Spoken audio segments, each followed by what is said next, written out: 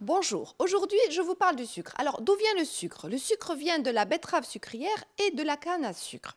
Alors il ne faut pas confondre le sucre et les glucides. Les glucides, notre corps en a besoin pour fonctionner, notre cerveau, nos muscles, et on peut le trouver dans les aliments, donc sous forme naturelle.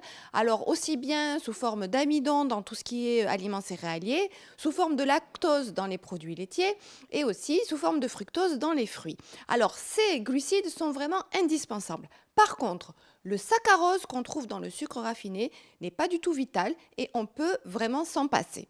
Or, le problème, c'est qu'on se retrouve plutôt à surconsommer le sucre. Avant, on consommait du sucre uniquement pendant les occasions, les fêtes, des petits gâteaux pour le plaisir et pour le goût. Actuellement, on consomme du sucre sans le savoir parce qu'on le trouve de façon cachée et ajoutée dans tous les produits industriels. Et bizarrement, beaucoup dans les produits qui sont censés être salés, comme les saucisses dog, les plats cuisinés et les sauces industrielles. Ce sucre utilisé par l'industrie pour camoufler le goût des conservateurs ou camoufler aussi l'acidité naturelle des aliments accroît notre goût inné pour le sucre et nous pousse à consommer toujours plus.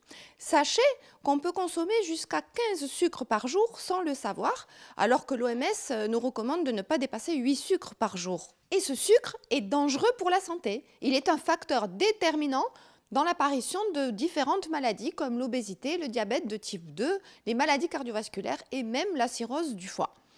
Il faut savoir qu'on trouve actuellement des cas de diabète de type 2 même chez les enfants. Pour sortir de cette addiction, je recommande de revenir au goût sucré naturel des aliments et d'utiliser les épices, le miel, les fruits secs. Et là, vous arriverez à un véritable sevrage.